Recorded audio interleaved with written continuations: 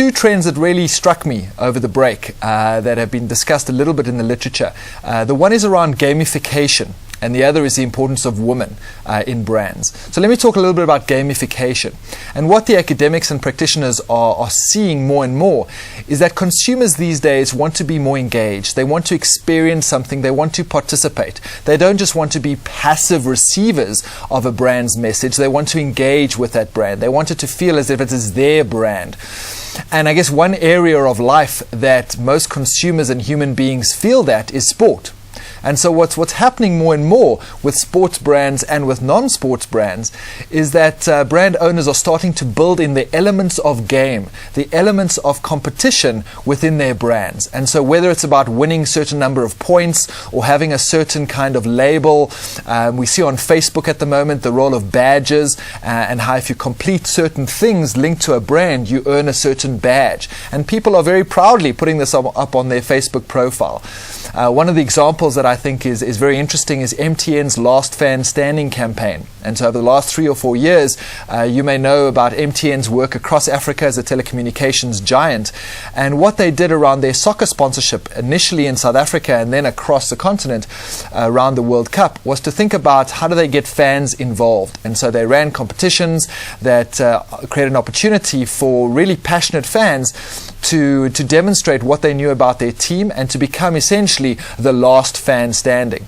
And so during the MTN 8 soccer competition here in South Africa, they were able to recruit different fans and they were able to run the competition. And essentially they came out at the end just before the World Cup in early 2010 with one last fan standing. And Tulani Ngobo was that fan for Kaizer Chiefs and for the country. And he got an opportunity during the World Cup to travel to, I think it was 30 odd games during the World Cup and broke the Guinness World Record for the number of games watched by one person during a tournament. And that was all linked to MTN. Of course, he had a Twitter account, he was on Facebook, he was in the media, and it gave MTN fans and soccer fans an opportunity really to engage with that brand. So I think as we start 2012, the opportunity is to think about what does gamification mean for our brands? Which of our consumers, which of our customers are really, in tune with this idea of a competitive connection to their brand, and how can we as brand owners build that into our brand? What kind of competitions, campaigns can we develop where the fans of the brand, the fans of the team or the fans of whatever consumer brand can think about how they can be more engaged and more experience more around their brand? So I think that's one trend to look at for 2012, and it'll be interesting to see how brand owners across Africa think about how they use that during this year.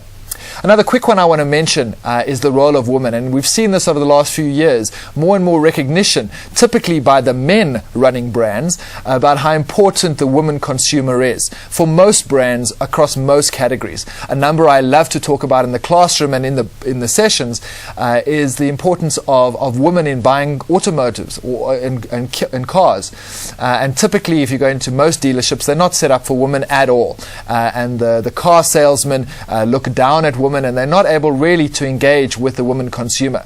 But increasingly we see that over 50% of purchases of new vehicles are driven either directly by women purchasers or indirectly, where most guys in the room would admit that their significant other had a significant role to play in deciding which vehicle was purchased. I think as we head into 2012, those demographics continue to shift, and brand owners need to look even more at the role of the woman consumer. And so the question in terms of branding is, to what extent is your brand positioned to that broader demographic? Does your brand come across as an exclusive male brand, as unfortunately many brands do across most categories? Or have you really tapped in to understand your target market? And if those demographics are continuing to shift, to what extent does your brand equally communicate something that's appealing to both genders? So gamification and women, and the games that both of those will play, I guess, during 2012. Two trends that I think heading into this year will be interesting to see how brands play out.